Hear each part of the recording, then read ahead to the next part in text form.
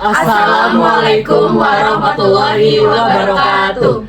Perkenalkan, kami dari kelompok 4 yang terdiri dari saya Amanda Kalista Mutiara Yahya, saya Rizka Aryani, saya Atasha Putri, saya Ferdia Fahrala Putri, saya Rangga Pripawa Gumilar, saya Maulidia Khairina, saya Jabar Badrul Zaman. Di sini kami akan berbagi ilmu terkait akuntansi keuangan syariah, akad mudharabah, serta bagaimana penerapannya di akhir video ini. check it out. Nah, jadi untuk materi pelajaran kita yang pertama nih akan masuk dulu nih kepada tujuan pembelajarannya dulu. Saya akan memberitahu dulu ya tujuan pembelajarannya. Tujuan pembelajaran yang pertama adalah kita akan mempelajari definisi serta pengertian dari akad mudharabah. Nah, yang kedua adalah kita akan mempelajari rukun-rukunnya nih. Ada rukun apa aja sih yang ada dalam akad mudharabah? Sedangkan untuk tujuan pembelajaran kita yang ketiga, kita akan mempelajari apa saja sih implementasinya yang ada di dalam akad mudharabah. Nah, kita akan masuk ke segmen pertama ya, yaitu pengertian serta definisi dari akad mudharabah. Apa itu akad mudharabah? Akad mudharabah adalah suatu akad kerjasama nih. Bisa juga akad mudharabah ini berasal dari kata adorbi fi ardi, yang artinya berpergian untuk melakukan perdagangan. Bisa juga disebut kirot, berasal dari kata al-qordu, yang berarti memotong sebagian harta lalu memperdagangkannya sehingga untuk mendapatkan keuntungan. Sedangkan menurut PSAK nomor 105, namun sekarang udah berubah nih menjadi nomor 405. Mudharabah merupakan suatu akad kerjasama di antara dua belah pihak nih. Jadi pihak yang pertama, yaitu pihak sohibul mal atau pihak yang memiliki dana, akan menyimpan dananya, akan menaruh dananya. Lalu si pihak kedua atau yang kita sebut sebagai mudarib, mereka akan mengelola dana tersebut, baik itu untuk perdagangan dan lain-lain, asalkan perdagangannya itu suatu perdagangan yang halal ya. Nah, jadi nantinya keuntungan mereka akan dibagi sesuai dengan kesepakatan. Sedangkan apabila terjadi kerugian, kerugiannya akan ditinjau dulu nih. Apabila kerugian tidak disebabkan oleh kelalaian dari si pengelola modal, maka kerugian akan ditanggung oleh si pemilik modal. Sedangkan apabila kerugian terjadi dikarenakan si pengelola modal melakukan kelalaian, maka si pengelola modal akan menanggung kerugian tersebut. Selanjutnya, setelah pengertian akad mudharabah, kita akan lanjut lagi ke perbedaan penggunaan dana antara bank konvensional dan bank syariah. Perbedaan pertama terletak pada di akad yang dilakukan, yaitu di bank konvensional tidak terikat akad, sedangkan di bank syariah terikat akad. Lalu yang kedua, perbedaannya terletak di imbalan. Bank konvensional menggunakan cost konsep, sedangkan bank syariah menggunakan profit sharing. Lalu yang ketiga, terletak di sasaran pembiayaan. Di bank konvensional, pembiayaan dapat halal maupun haram, sedangkan bank syariah dipastikan halal. Lalu yang terakhir terletak pada kerugian. Bank konvensional, jika ada kerugian maka pengelola dana yang menanggung kerugiannya, sedangkan kalau bank syariah, pemilik dana yang menanggung. Selanjutnya adalah jenis mudharabah. Jenis mudharabah ini ada 3. Yang pertama adalah mudharabah muqayyadah, yaitu sohibul mal memberikan kebebasan penuh kepada mudharib mengenai tempat, cara, dan objek. Lalu yang kedua, mudharabah mutlaqah, yaitu sohibul mal memberikan kebebasan penuh kepada mudharib. Yang terakhir adalah mudharabah mushtarakah, yaitu pengelola dana dapat memberikan modalnya untuk suatu investasi. Saya akan menjelaskan tentang hukum mudharabah. Yang pertama, adanya transaktor, penyedia dana atau syahibul mal, dan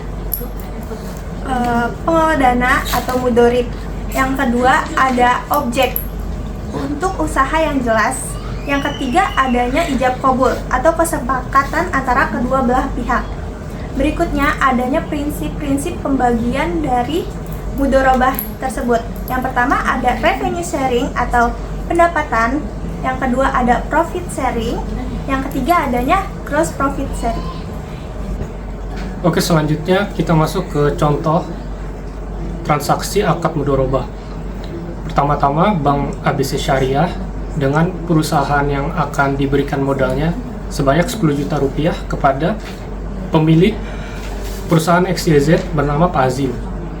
Jadi Bank ABC Syariah mengirimkan dan mentransfer 10 juta rupiah sebagai modal perusahaan XYZ yang dimiliki oleh Pak Azim. Lalu Pak Azim mengelola dana tersebut, mendirikan usaha yang produktif. Lalu setelah tanggal 31 Desember didirikan laporan laba ruginya. Nah, didapat laporan laba rugi, pendapatannya 1 juta rupiah, beban-beban atau expenses sebanyak 800.000 rupiah, didapat laba bersih 200.000 rupiah, didapat dari 1 juta rupiah dikurangi dengan 800.000. Pertanyaannya ada dua, berapa imbal hasil yang didapat Bank ABC dengan perusahaan XYZ sesuai dengan nisbah profit sharing atau pembagian laba bersih dan juga revenue sharing pembagian pendapatan. Pertama-tama dalam profit sharing, Bank ABC sebanyak 30%, lalu perusahaan XYZ sebanyak 70%. Nah, diketahui laba bersihnya 200.000, sehingga 30% dikali 200.000 sama dengan 60.000 rupiah. Lalu untuk perusahaan XYZ sebanyak 70% dikali dengan 200.000 sama dengan 140.000 rupiah. Lalu yang nomor 2, revenue sharing atau pembagian pendapatan. Diketahui pendapatannya 1 juta rupiah dikali dengan 3% Bank ABC sama dengan 30.000 rupiah. Lalu untuk perusahaan XYZ sebanyak 97% dikali dengan 1 juta rupiah sama dengan 970.000 rupiah. Nah, selanjutnya ada alur transaksi mudharabah. Kita bisa lihat di sisi sebelah kiri ada Syahibul Mall sebagai bank syariah. Di sisi sebelah kanannya ada Mudorib sebagai pengelola dana. Lalu kita bisa lihat di tengah-tengahnya ada negosiasi akad mudharabah. Nah, negosiasi akad mudharabah ini untuk mencapai kesepakatan nisbah seperti dari imbal hasilnya, berapa sanksi yang didapatkan oleh bank syariah bila pihak mudharib lalai dalam mengerjakan tugasnya. Misalkan pihak mudharib ini mendirikan sebuah restoran, namun pemilik restoran tersebut lalai dalam misalkan membersihkan restorannya, atau pada saat kualitas bahan bakunya ini buruk karena dana modal dari bank syariahnya ini dikorupsi oleh pemilik restoran tersebut. Jadi seperti itu. Lalu yang nomor kedua ada dilakukan usaha produktif yang dilakukan oleh perusahaan. Lalu nomor 3 ada pembagian imbal hasil. Pembagian imbal hasil ini bisa dengan dua metode. Pertama-tama ada profit sharing atau pembagian laba bersih. Nomor kedua adalah revenue sharing atau pembagian pendapatan. Nah, lalu kita bisa lihat nomor 3 ini di bawahnya ada keterangan, misalkan perusahaan ini lalai dalam mengerjakan tugasnya, dia akan diberi sanksi. Sanksi ini yang nantinya akan diambil oleh bank syariah tersebut. Seperti yang saya bahas tadi, lalainya seperti apa? Seperti misalkan restorannya tidak menjaga kebersihan, dananya dikorupsi sehingga mengalami kerugian. Nah, kerugiannya ini akan ditanggung oleh perusahaan tersebut sesuai dengan sanksi nisbah kesepakatan yang disepakati sebelumnya. Lalu kita bisa lihat nomor 4, di bagian kiri 4A dan di bagian kanan 4B. Nah, 4A ini adalah porsi laba yang diterima oleh bank syariah atau Syahibul Mall sesuai dengan nisbah kesepakatan yang disepakati. Lalu yang di bagian kanan Mudorib atau pengelola 4B ini adalah porsi laba yang diambil oleh pengelola perusahaan tersebut. Nah, kita bisa lihat perbedaannya di sini adalah bagian 5 di bagian Syahibul Mall, yaitu adalah menerima modal kembali. Misalkan seperti contoh tadi, perusahaan XYZ menerima 10 juta rupiah sebagai modal dari Bank ABC. Nah, pada saat Bank ABC Syariah ini mendapatkan keuntungan, 10 jutanya itu akan ditutupi dari keuntungan Bank ABC tersebut. Nah, lalu kita bisa lihat ke atas, untuk bagian kiri adalah bagian Syahibul Mall atau bagian Bank Syariah, dan bagian kanannya adalah Mudorib sebagai pengelola dana. Lalu kita bisa lihat ke tengah-tengahnya muncul lagi nomor 1 negosiasi akad mudharabah, lalu nomor 2, 3, 4, 5 dan seterusnya itu adalah alur transaksi mudharabah atau transaksi investasi. Sedangkan pengakuan serta pengukuran akad mudharabah pada si pengelola dana akan mengungkapkan hal-hal terkait transaksi mudharabah, tetapi tidak terbatas pada satu perincian dana sirka temporer yang didapat berdasarkan jenisnya, dua penyaluran dana dari mudharabah muqayyadah, ketiga pengakuan yang diperlukan sesuai dengan PSAK nomor 101.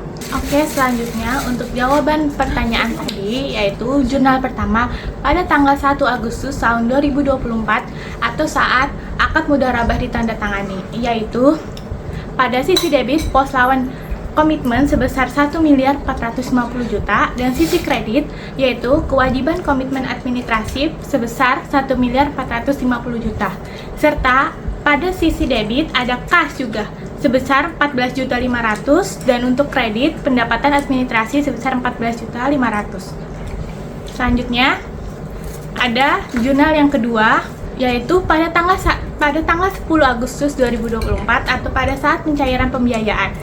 Ada di sisi debit yaitu pembiayaan mudharabah sebesar 1.450.000.000 dan ada di sisi kredit yaitu kas atau rekening nasabah sebesar 1.450.000.000. Serta ada jurnal lagi nih, yaitu pada sisi debit kewajiban komitmen administratif sebesar 1.450.000.000 serta di sisi kredit yaitu pos lawan administratif sebesar 1.450.000.000. Lalu ketika saat penerimaan bagi hasil yang pembayaran sesuai dengan kesepakatan, maka jurnalnya 10 September 2024 kas pada debit dan kredit pendapatan bagi hasil mudharabah di kredit. Namun apabila penerimaan bagi hasil yang waktu pembayarannya ditunda, maka jurnalnya kas di debit, piutang pendapatan bagi hasil mudharabah di kredit. Saat akad berakhir, apabila pengelola mampu mengembalikan modal mudharabah, maka jurnalnya 10 Juni 2025 kas pada debit, pembiayaan mudharabah sebesar 1.450.000.000 pada kredit. Namun apabila telat mengembalikan, maka jurnalnya piutang pembiayaan mudharabah jatuh tempo di debit, pembiayaan mudharabah sebesar 1.450.000.000 di kredit. Selanjutnya kita akan masuk pada contoh dari alur terjadinya transaksi akad mudharabah.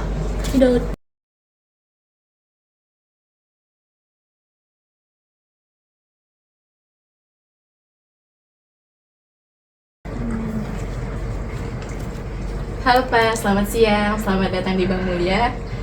Selamat siang, Mbak. Silakan duduk. Terima kasih. Jadi gini, Mbak.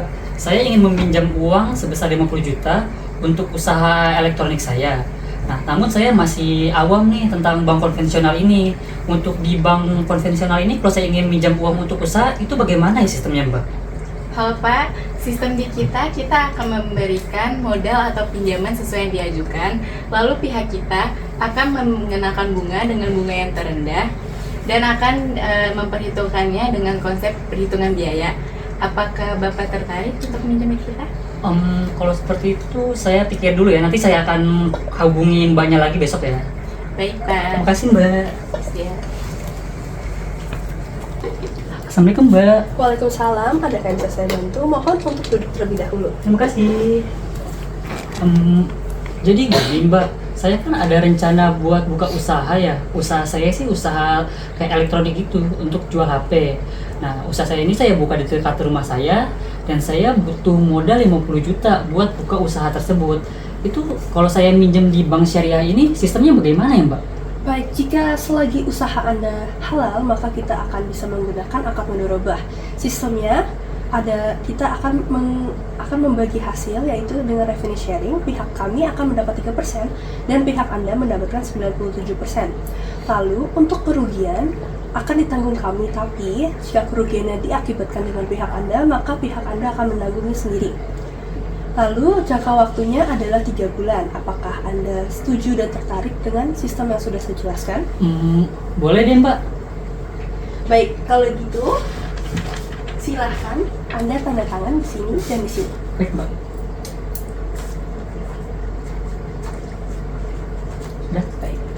Silahkan ambil yang satu dan ini akan saya simpan.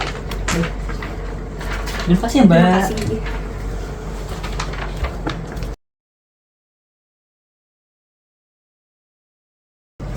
Selamat datang di toko kami, Mbak. Apakah Anda tertarik untuk membeli salah satu dari produk kami? Saya ingin belanja HP nih Mas. Ya. Kebetulan buat suami saya ingin couple. Kalau ini berapa? Untuk harga HP ini speknya sih lumayan rendah ya, Mbak ya. Jadi harganya lumayan murah, harganya sekitar 5 jutaan, Mbak. Oh, kalau ini? Untuk yang ini hanya di atasnya sedikit sih, Mbak. Cuma buat Mbaknya deh saya kasih diskon jadi 6.500.000, Mbak. Gimana? Mau yang ini? Saya yang ini aja deh. Oh, boleh. Mbak ingin pembayaran pakai cash atau kredit? Cash. Boleh, Mbak. Baik, saya terima ya. Mbak Lydia. Mbak, ini uangnya, tolong catat dan buat kwitansinya ya. Baik. Ditunggu ya Mbak. Ya.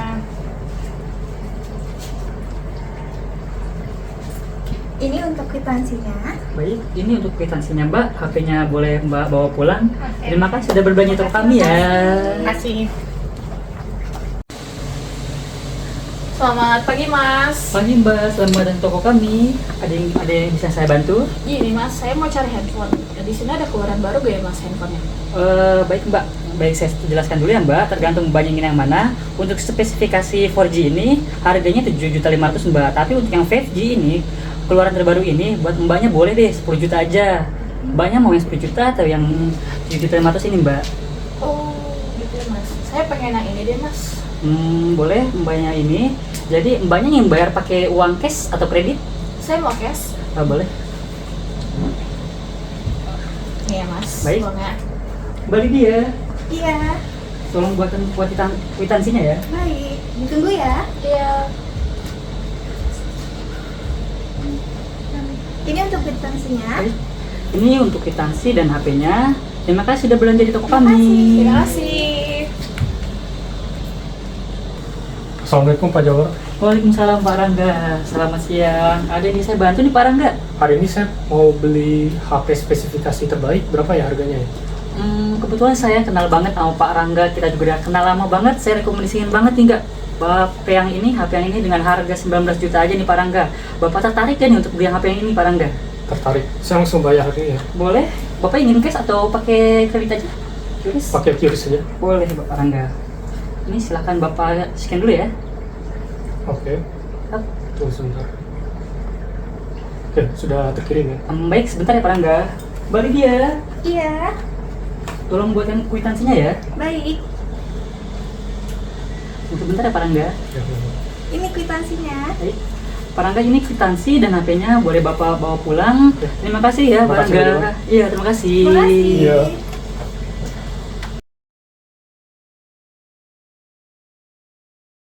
Assalamualaikum, selamat siang. Waalaikumsalam. Silahkan duduk terlebih dahulu. Terima kasih.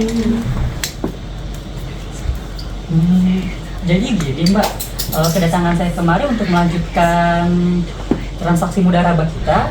Saya ingin membagikan hasil mudharabah pada bulan ini. Mbak Lydia tolong hitung ya. Baik, dari transaksi kami dapat dilihat bahwa kita mendapatkan keuntungan sebesar 34 juta.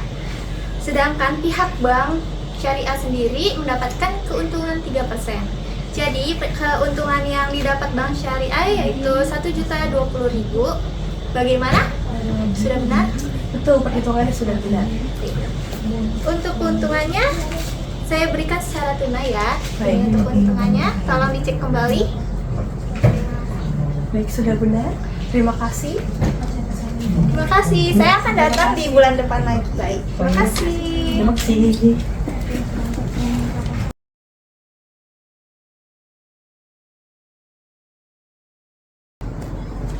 Assalamualaikum. Waalaikumsalam. Selamat datang kembali Pak Jabar. Silahkan duduk. Terima kasih.